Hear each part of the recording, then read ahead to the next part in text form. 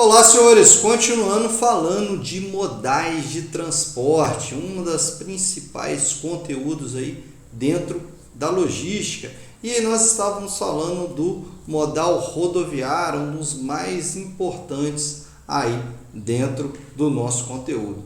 O modal rodoviário, pessoal, nós terminamos falando na sua importância, que ele é um dos mais importantes, se não for o mais importante aí dentro da logística, porque pela sua representatividade, a sua malha viária. É muito grande a malha viária por qual trafega o modal rodoviário, tendo em vista também que é um modal que possui o maior número de frota, né? Tem uma frota muito grande em que pode atender a vários locais, tendo em vista também que o modal rodoviário ele atinge não somente as rodovias pavimentadas. Nós temos rodovias aí, principalmente na região nordeste, norte do país, até centro-oeste, que não são pavimentadas. Então você tem grande parte dessa região em que o único modal que consegue trafegar é o modal rodoviário, por meio de caminhões de carga, ônibus, carros. Então, por isso esse modal também é amplamente utilizado. Continuando aí, falando as características, e aqui vale a pena você fazer suas anotações, porque é um dos tópicos mais importantes, são as características de cada modal viário, né? E o principal nós vamos falar agora, que é o modal rodoviário. Modal rodoviário, quais são as características? Adequado para curtas e médias distâncias. Obviamente, você vai utilizar o transporte de cargas no modal rodoviário para realizar curtas e média distância, ou seja, dentre municípios, entre estados, e provavelmente você utiliza interestadual também, né? Obviamente, indo para outros estados. Então você tem um modal aí de transporte, principalmente o rodoviário, percorrendo várias distâncias. Professor, por que não é tão viável então para longas distâncias, apenas curtas e médias? Nós vamos ver que longas distâncias, dependendo se for entre países aí, é mais utilizado o modal aéreo ou o modal aquaviário ou hidroviário seria o mais adequado, mas depois nós vamos ver. Agora, curta e médias distâncias, você tem rodovias pavimentadas e não pavimentadas, que é muito mais interessante você utilizar aí o transporte por caminhões de cargas. Baixo custo de implantação inicial, porque as rodovias já estão prontas, pessoal, basta utilizá-las. Professor, e as não pavimentadas? As não pavimentadas, lógico, carece de se colocar asfalto, ter uma sinalização melhor, mas querendo ou não, elas já estão prontas. Então fica bem mais fácil você trafegar por algo que é mais viável, que são os caminhões, carros, ônibus, por essas rodovias que já estão prontas. Terceiro, serviço de entrega de porta a porta. Lembra que eu falei do conceito que o rodoviário é um intermodal, ou seja, ele está ali funcionando como um modal que ele consegue abastecer, ele consegue se valer de vários modais, ou seja, em vários pontos de transporte ele é utilizado. Por isso, entrega de porta a porta. E por fim, oportunidade para o pequeno e médio empresário. Obviamente, toda vez que um pequeno ou médio empresário vai começar a iniciar a pensar em fazer a logística da sua entrega ou de abastecimento de outros setores, ele vai pensar, obviamente, no modal rodoviário. Beleza? Partindo agora para o nosso próximo modal, que é o modal ferroviário, né? O modal ferroviário, pessoal, nós temos que lembrar aqui do 50 anos em 5 do JK, o nosso Juscelino Kubitschek. Pessoal, esses 50 anos em 5 teve um planejamento muito maior para se montar as ferrovias. As ferrovias foram construídas ainda nesse planejamento e, infelizmente, hoje estão sendo deixadas de lado, né? Muitas viraram sucatas, mas as ferrovias que foram construídas nessa época de JK, dos 50 anos em 5, elas tiveram sua grande valia lá nos anos de 1960, 1970 e início da década de 80. Por quê? Porque ele é um transporte que ele tem algumas peculiaridades que nós vamos ver aqui, vamos aos poucos, né?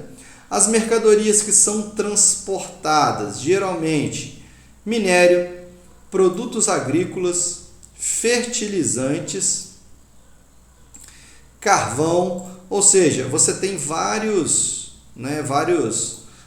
tipos de produto aqui, petróleo, derivado de petróleos, entre outros. Então você tem vários tipos de produtos sendo utilizados aqui para o transporte. E também, né, uma característica é o baixo valor agregado que você tem aqui dentro do transporte ferroviário. Por quê, professor? Ele geralmente é muito extenso, né, os vagões de trens, você tem uma extensão muito grande e você pode comportar, né, um caminhão comporta, sei lá, X toneladas. Quanto que comporta um trem, né? O trem, obviamente, com vários vagões ali, ele vai comportar 10x toneladas, ou seja, equivale a 10 vezes o transporte de cargas de um caminhão. Sendo que você precisa do combustível para movimentar apenas uma, entre aspas, né, falar de Maria Fumaça, que muito se utilizava esse nome, né, aí em décadas passadas. Então você tem a Maria Fumaça com seus vários vagões ali de trem utilizando esse transporte de carga. Ou seja, o que você levaria 10 caminhões, 10 motoristas, 10, enfim, você vai utilizar ali apenas no transporte de um trem. A malha ferroviária geralmente está com São Paulo, Minas Gerais e Rio Grande do Sul. Infelizmente, como eu disse para vocês, muitas ferrovias foram sucateadas e não funcionam. Só a título de curiosidade, a gente tem a Ferrovia Pedro Nolasco. Ferrovia Pedro Nolasco é aqui no nosso estado do Espírito Santo, fica em Vitória, faz o trajeto Vitória-Minas. Para quem não conhece, vale a pena conhecer a estação de trem, né? A estação Pedro Nolasco. Ela não está realizando o transporte de carga, somente o transporte de passageiros, né? São em dias específicos, é um transporte para quem quer conhecer. Mas vale esse adendo aí de que temos muitas ferrovias construídas, porém abandonadas. E aí eu te pergunto, por que essas ferrovias não estão funcionando? Eu acho que nós temos que pensar o seguinte: se o custo, né, benefício é muito grande, tem uma grande eficiência energética, por que essas ferrovias não estão funcionando? Será, né, que rola muito dinheiro aí para construção de rodovias, pavimentação? Nós temos aí uma grande briga, né, de concessionárias, permissionárias, que são as rodovias que nós pagamos, né, as rodovias privadas aí.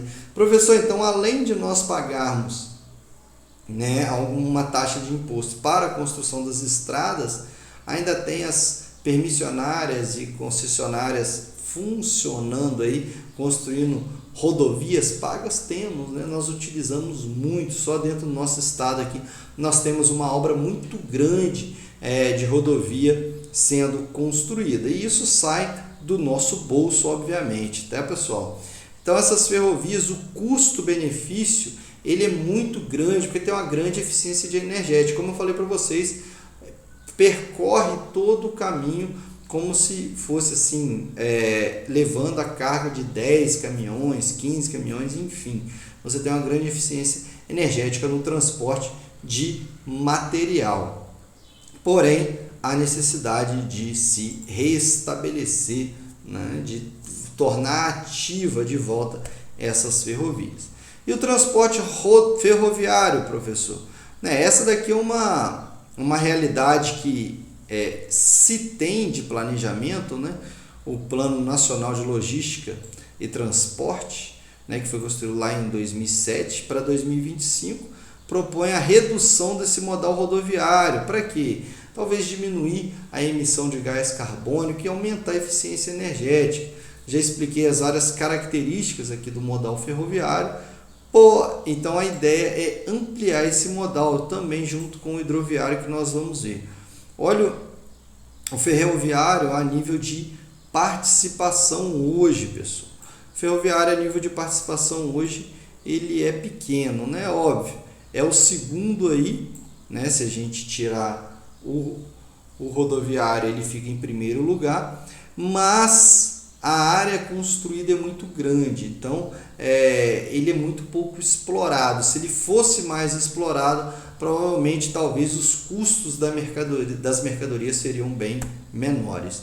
E quais são as principais características, professor, desse modal? Grande capacidade de transporte de cargas, como eu já falei para vocês, aí se equivalendo a vários caminhões. Ele é pouco poluente, o transporte pouco poluente, tem menor índice de furtos e roubos quando comparado ao rodoviário. Por quê, professor? Pessoal, aqui você tem um controle melhor das ferrovias, né? Essas ferrovias são mais vigiadas.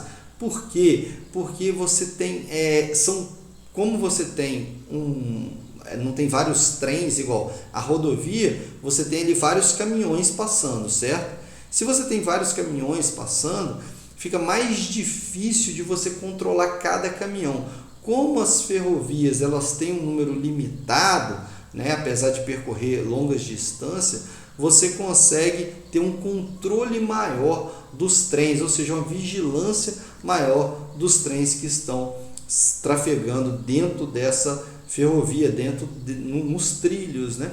Então fica muito mais fácil de você vigiar e também o material, a carga que esses trens carregam são de menor valor quando comparado a outros modais.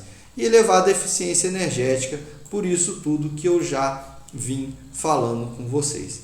Beleza, pessoal? Então, por enquanto, nós ficamos aí na parte 1 apenas da nossa disciplina de modais de transporte e nós voltamos aí no nosso próximo vídeo com a parte 2 sobre os modais de transporte. Ok, senhores? Até mais!